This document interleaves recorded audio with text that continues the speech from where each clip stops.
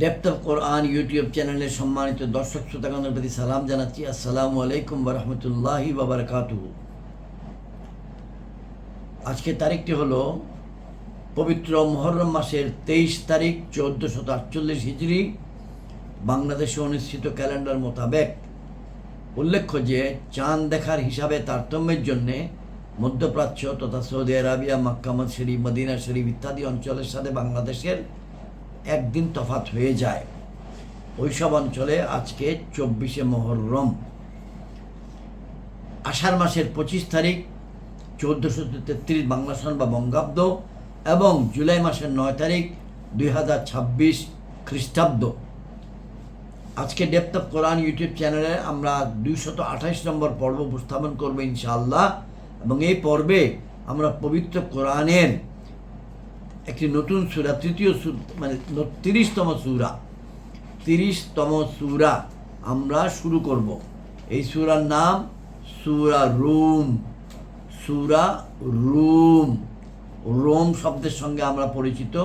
বর্তমান দুনিয়াতে ইউরোপের বিখ্যাত দেশ ইটালির রাজধানী রোম। ইতিহাসে রোমান সাম্রাজ্য ছিল। এই সূরায় ইত্যাদি কথা আসবে। এই সূরা রুমের শান নজুল এবং কিছু তথ্য আমরা উপস্থাপন করছি। যে কিতাবটি থেকে আমরা তেলাওয়াত করি এবং সেটি হলো আলা হযরত ইমাম মুহাম্মদ আহমদ রেজা খান বেরলভী রহমতুল্লাহ আলাইহি কর্তৃক কৃত তরজমায়ে কোরআন, যেটির নাম কানজুল ঈমান, এবং হাকিমুল উম্মত আল্লামা মুফতি আহমদ ইয়ার খান নঈমি রহমতুল্লাহ আলাইহি কর্তৃক কৃত তাফসির নুরুল ইরফান, এই দুইটির সমন্বয়কৃত বাংলা অনুবাদ যেটি করেছেন মাওলানা মোহাম্মদ আব্দুল মান্নান, চট্টগ্রাম নিবাসী। এবং আরেকটি কিতাব, সেটি হচ্ছেন ডক্টর মিজানুর রহমান আজহারি মহোদয় লিখেছেন বা সংকলন করেছেন, তার নাম এক নজরে কোরআন। আমরা সূরা রুম সম্বন্ধে বলছি। এই পবিত্র কোরআন যখন নাজিল হয়েছিল তখন যে ধারাবাহিকতা ছিল, সেই ধারাবাহিকতায় এই সূরাটি হয়েছে 84তম সূরা। আর বর্তমানে পবিত্র কোরআন যেরকম নিয়মে বিন্যস্ত, এই বিন্যাসে এই সূরাটি হচ্ছে 30 নম্বর সূরা, 30তম। আমরা যখন নাজিল হয়েছিল 1400-1450 বছর আগে, এই সূরার আগে ছিল সূরা ইনশিকাক, এবং এই সূরার পরে ছিল সূরা আনকাবুত। কিন্তু বর্তমান বিন্যাসে সূরা আনকাবুত আগে, সূরা রুম পরে। আমরা এইমাত্র গত পর্বে শেষ করেছি সূরা আনকাবুতের তেলাওয়াত এবং অর্থ উপস্থাপন। এই সূরাটিতে 60টি আয়াত আছে এবং এটিকে মাক্কি সূরা বলা হয়, কারণ এটা মক্কা নগরীতে রাসূল পাক সাল্লাল্লাহু আলাইহি ওয়াসাল্লামের নবুয়তের পর যে 13 বছর ছিলেন, সেই 13 বছরের মাক্কি জীবনে এটি নাজিল হয়েছিল। নামের রহস্য। রুম মানে রোমান সাম্রাজ্য। খ্রিস্টপূর্ব 27 সালে, তার মানে আজকে থেকে 2026 যোগ 27, 2057 বছর আগে, 2053 বছর আগে, 2026-এর সঙ্গে যদি 27 যোগ দেই 2053 হয়। 2053 বছর আগে রোম শহরকে কেন্দ্র করে গড়ে উঠেছিল রোমান সাম্রাজ্য। এই সূরার 1 থেকে 7 নম্বর আয়াতে রোম তথা বাইজেন্টাইনদের সাথে পারসিকদের যুদ্ধের কথা বলা হয়েছে। সেখান থেকে এই সূরার নাম দেওয়া হয়েছে রোম। এই সূরায় মৌলিকভাবে যেই ধারণাগুলি দেওয়া হবে সেটি হচ্ছে রোমানদের জয় পরাজয়, আল্লাহর আদেশ এবং আল্লাহর অনুগ্রহ। এই সূরার প্রথম দিকের যা বক্তব্য, তার সঙ্গে এই সূরার শেষ দিকের বক্তব্যের যে মিল সম্পর্ক, সেটি এরকম। এই সূরাটি শুরু হয়েছে উদ্ধৃতি কোট, এটা আল্লাহর ওয়াদা, আল্লাহ ওয়াদা লঙ্ঘন করেন না, কিন্তু বেশিরভাগ মানুষই তা জানে না। আর শেষ হয়েছে অন্য বাণী দিয়ে কোট, সুতরাং তুমি ধৈর্য ধরো, নিঃসন্দেহে আল্লাহর ওয়াদা সত্য। আল্লাহর কথার উপর যাদের দৃঢ় বিশ্বাস নাই, তারা যেন কিছুতেই তোমাকে ভুল পথে চলার জন্য প্ররোচিত করতে না পারে। আল্লাহ তাআলা বলছেন এটা আল্লাহ রাসূল সাল্লাল্লাহু আলাইহি ওয়াসাল্লাম। শানে নজুল। অগ্নিপূজারী পারসিক রাজা পারভেজ খসরু পূর্ব রোমান সাম্রাজ্যের রাজধানী কনস্টান্টিনোপল আক্রমণ করে। লড়াইয়ে প্রাণ হারায় শহরটির প্রায় 90,000 খ্রিস্টান অধিবাসী। রোমান শাসক হিরাক্লিয়াসকে আল্লাহর ইবাদত ছেড়ে অগ্নি পূজা করার জন্য আহ্বান জানিয়েছিল পারস্যের এই মুশরিক রাজা। ইরানের মুশরিকদের এই বিজয়ে মক্কার মুশরিকরা ভীষণ খুশি হয়, কারণ আগুন আর মূর্তিতেই শুধু তফাৎ, বিশ্বাসে তো আর তফাৎ নাই। দুই দলই আল্লাহর জায়গায় অন্য কিছুকে উপাসনা করে। তাই মক্কার মুশরিকরা খুব খুশি হয়েছিল যে পারসিকদের হাতে রোমানরা পরাজিত হয়েছে। এই ঘটনাটি পবিত্র কোরআনে স্থান পেয়েছে, এসেছে এই সূরার একদম প্রথমেই। বাইজেন্টাইনরা হেরে গিয়েছে, কিন্তু অচিরেই তারা আবার বিজয়ী হবে, আর তখন মুমিনরা খুশি হয়ে যাবে। এইখানে একই সাথে আল্লাহ দুটি বিজয়ের সুসংবাদ দিচ্ছেন। পার্সিয়ান অগ্নিপূজারীদের বিরুদ্ধে রোমের বিজয় এবং মক্কার মূর্তি পূজারীদের বিরুদ্ধে মুসলিমদের বিজয়। পবিত্র কোরআনের এই ঘোষণা শুনে কাফিররা আবারও অট্টহাসিতে ফেটে পড়ে। অগ্নি পূজারীরা যেইভাবে এগিয়ে যাচ্ছে, খ্রিস্টানদেরকে কচুকাটা করছে, সেখানে অল্প কিছু বছরের মধ্যে তাদের বিজয় আশা করা বোকামি ছাড়া আর কিছুই নয়। এটা হলো কাফিরদের মুশরিকদের ধারণা। তবে বাস্তব হলো সেটাই যা আল্লাহ তাআলা জানিয়ে দিয়েছিলেন। হিরাক্লিয়াস ঘুরে দাঁড়িয়ে পার্সিয়ানদের উল্টো আক্রমণ করে, মুশরিকদের দেশ ছাড়া করে। এদিকে মুমিনরাও বদরের যুদ্ধে মুশরিকদের দম্ভ মাটির সাথে মিশিয়ে দেয়। আর এই ঘটনা দুইটিকে লক্ষ্য করেই এই সূরাটি নাজিল হয়েছিল। মৌলিকভাবে আলোচনা 3 ভাগে বিভক্ত থাকবে। আল্লাহ সব কিছুর স্রষ্টা, গায়েব বা অদৃশ্যের খবর একমাত্র তিনিই জানেন। সূরার শুরুতেই এই ঘোষণা শুনিয়ে দেওয়া হয়েছে। দ্বিতীয় সেগমেন্ট বা দ্বিতীয় মৌলিক থিম, কাফিরদের প্রতি আহ্বান জানানো হয়েছে তারা যাতে তাওহীদ ও আখিরাতের উপর ঈমান আনে। এবং সর্বশেষ, তিনিই সব কিছুর স্রষ্টা, তিনিই আবার সব কিছু ধ্বংস করে দেবেন। আর যিনি প্রথমবার সৃষ্টি করতে পারেন, তিনি ওই একই জিনিস দ্বিতীয়বার কেন গড়তে পারবেন না। আমরা এখন একটি মোনাজাত করি, যেটা মূসা আলাইহিস সালাম আল্লাহ রাব্বুল আলামিনের দরবারে করেছিলেন। রব্বি ইশরাহ লি সাদরি ওয়া ইয়াসসির লি আমরি ওয়াহলুল উকদাতাম মিন লিসানি ইয়াফকাহু কাওলি। আমরা দরুদ শরীফ তেলাওয়াত করি। আল্লাহুম্মা সাল্লি আলা মুহাম্মদ ওয়া আলা আলি মুহাম্মদ কামা সাল্লাইতা আলা ইব্রাহিম ওয়া আলা আলি ইব্রাহিম ইন্নাকা হামিদুম মাজিদ। আল্লাহুম্মা বারিক আলা মুহাম্মদ ওয়া আলা আলি মুহাম্মদ কামা বারাকতা আলা ইব্রাহিম ওয়া আলা আলি ইব্রাহিম ইন্নাকা হামিদুম মাজিদ। সাল্লাল্লাহু আলাইহি ওয়াসাল্লাম, সাল্লাল্লাহু আলাইহি ওয়াসাল্লাম, সাল্লাল্লাহু আলাইহি ওয়াসাল্লাম।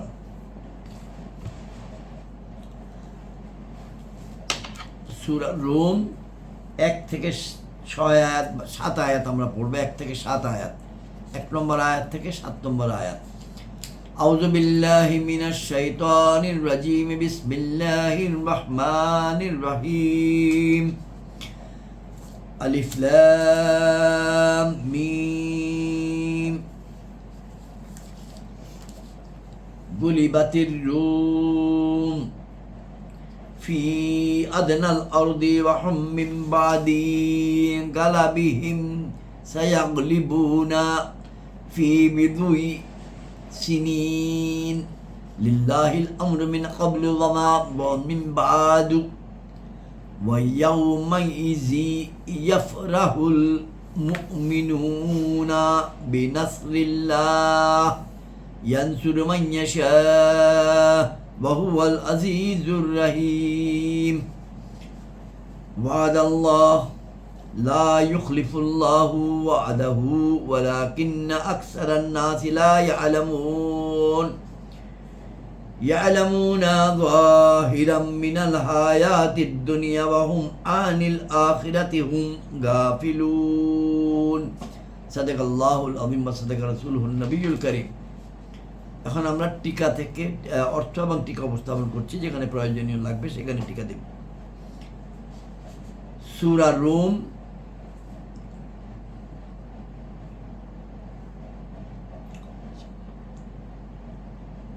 রোমান লোকেরা 1 নম্বর টিকা, রোমবাসীরা পরাজিত হয়েছে। গালিবাতি রোম। রোমান লোকেরা খ্রিস্টান ছিল আর পারস্যের লোকেরা ছিল অগ্নি পূজারী। এই কারণে মুসলমানগণ রোমানদের বিজয় চাইত, আর আরবের মুশরিকরা চাইত পারস্যবাসীদের বিজয়। একদা রোমান ও পারসিকদের মধ্যে যুদ্ধ সংঘটিত হলো। ঘটনাচক্রে পারসিকরা রোমানদের উপর বিজয়ী হলো, যার ফলে মুসলমানগণ দুঃখিত হলেন আর কাফিরগণ খুশি হলো। কাফিরগণ বলল, আমাদের ভাই পারসিকরা তোমাদের ভাই রোমানদের উপর বিজয়ী হয়েছে, যদি আমাদের অর্থাৎ আমরা কাফির মুশরিকগণ ও তোমাদের অর্থাৎ মুসলমানগণ মধ্যে যুদ্ধ হয়, তবে তোমাদের উপর আমরাও বিজয়ী হব। তখন এই আয়াত শরীফ অবতীর্ণ হয়েছে। তাতে খবর দেওয়া হয়েছে, উদ্ধৃতি কোট, কয়েক বছর পর আবারও তাদের মধ্যে যুদ্ধ হবে, তাতে রোমানরা পারসিকদের উপর বিজয়ী হবে। হে কাফিররা, এই সাময়িক বিজয়ের উপর তোমরা খুশি হইও না।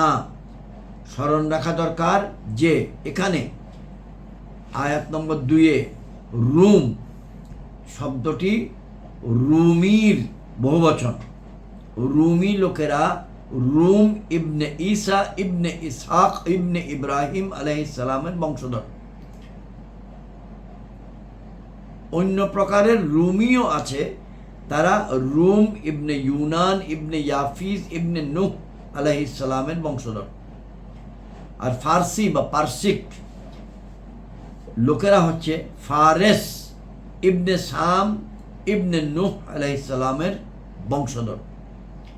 এখানে প্রথম রোমানদের যুদ্ধ পারসিকদের সাথে সংগঠিত হয়েছিল, অর্থাৎ যে রোমানরা হচ্ছে রুম ইবনে ঈসা ইবনে ইসহাক ইবনে ইব্রাহিম আলাইহিস সালামের বংশধর, তাদের বিরুদ্ধে।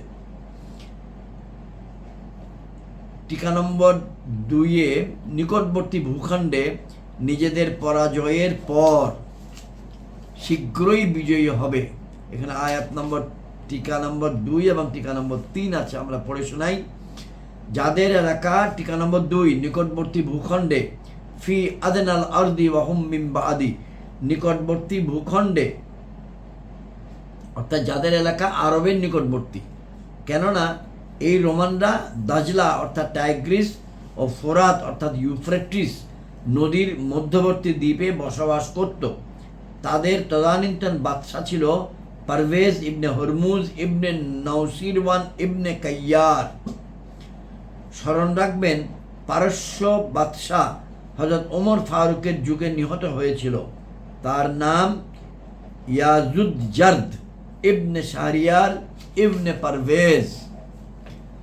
আর ওই যুদ্ধ সংগঠিত হবার সময় রোমের বাদশা ছিল হিরাক্লিয়াস, যেই যুদ্ধ আমরা আলোচনা করেছি। অর্থাৎ আগামীর যুদ্ধে, টিকা নম্বর 3, শীঘ্রই বিজয় হবে।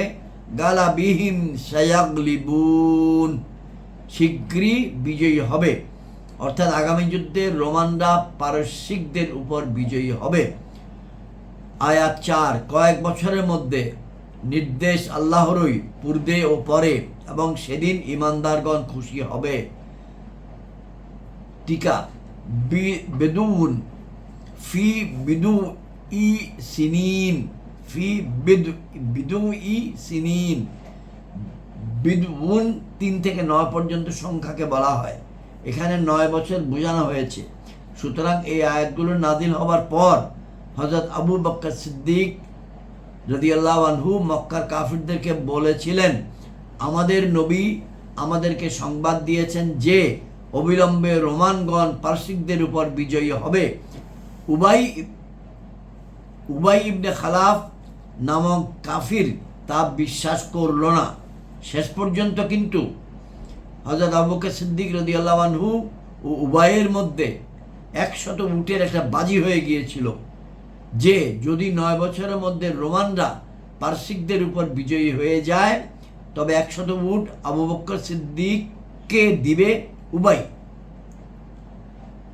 আর যদি সেটা না হয় তাহলে আবু বকর সিদ্দিক দিবেন উবাইকে। আল্লাহ তাআলা ওই দিনই রোমানদেরকে পারসিকদের উপর বিজয়ী করলেন, যেদিন হুজুর সাল্লাল্লাহু আলাইহি ওয়াসাল্লাম হুদাইবিয়ার সন্ধি করলেন। সুতরাং আবু বকর সিদ্দিক 100 উট উবাই ইবনে খালাফের উত্তরাধিকারীদের নিকট থেকে উসুল করলেন, কারণ ততদিনে যে অ্যাকচুয়ালি বাজিটা ধরেছিল সেই ভদ্রলোক মারা গিয়েছিলেন। এ থেকে বোঝা গেল যে বিধি বহির্ভূত চুক্তির ভিত্তিতে যদি অমুসলিম রাষ্ট্রের কাফিররা কাফিরের মাল মুসলমানগণ পেয়ে যান তবে তা মুসলমানদের জন্য হালাল, যেমন কাফিরদের থেকে অর্জিত সুদ ইত্যাদি। এই অভিমত ইমাম আবু হানিফা রাদিয়াল্লাহু আনহু ও ইমাম মুহাম্মদ রহিমুল্লাহু। আমরা এখন আয়াত নম্বর 5-এ যাব। 4-এ বলা হয়েছে কাফের কয়েক বছরের মধ্যে আল্লাহর নির্দেশে রোমানগণ বিজয়ী হবেন। তো সেই ধারাবাহিকতায় আয়াত 5-এ আসছে আল্লাহর সাহায্যে। তিনি সাহায্য করেন যাকে চান এবং তিনিই হন সম্মানের মালিক, দয়ালু। বিনাসিল্লাহ ইয়ানসুরু মান ইয়াশা ওয়া হুয়াল আজিজুর রহিম। আয়াত 6 আল্লাহর প্রতিশ্রুতি। আল্লাহ আপন প্রতিশ্রুতি ভঙ্গ করেন না, কিন্তু বহু লোক সেটা জানে না। আয়াত 7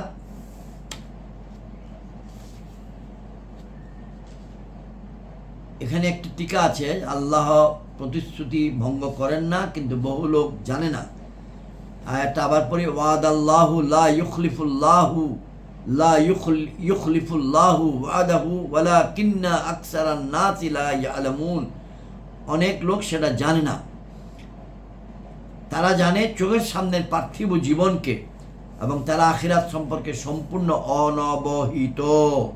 এখানে টিকা 8 এবং 9 আছে। টিকা 8টি হলো এমন, যেমন উবাই ইবনে খালাফ প্রমুখ কাফির যারা এখন বলছে রোমানরা পারসিকদের উপর বিজয়ী হতেই পারে না, কিন্তু আল্লাহ রাব্বুল আলামিন তো প্রতিশ্রুতি দিয়েছেন রোমানগণ বিজয়ী হবে। তারা জানতো না আল্লাহ প্রতিশ্রুতি ভঙ্গ করেন না, আল্লাহর প্রতিশ্রুতি বাস্তবায়ন হবেই। বোঝা গেল আল্লাহর প্রতিশ্রুতিগুলির মধ্যে ত্রুটির আশঙ্কা করা, আল্লাহর প্রতিশ্রুতির মধ্যে ত্রুটির আশঙ্কা করা কুফর। ইমকানে কিজব, আল্লাহর পক্ষ থেকে মিথ্যা বলার সম্ভাবনা মেনে নেওয়া মূর্খতা এবং কুফরের দিকে নিয়ে যাবে। আয়াত টিকা 9 এইসব লোক এই কথা মনে করে যে আজ বিজয়ী হয়েছে সেই সময় বিজয়ী হবে, আর আজ যে পরাজিত হয়েছে সেই সব সময় পরাজিত হয়েই থাকবে, এটা তারা মনে করতো আর কি। There be no change. আজকের আলোচনা এখানে শেষ করছি। আমাদের আজকের 228 নম্বর পর্ব এখানে শেষ। আসসালামু আলাইকুম ওয়া রাহমাতুল্লাহি ওয়া বারাকাতুহু।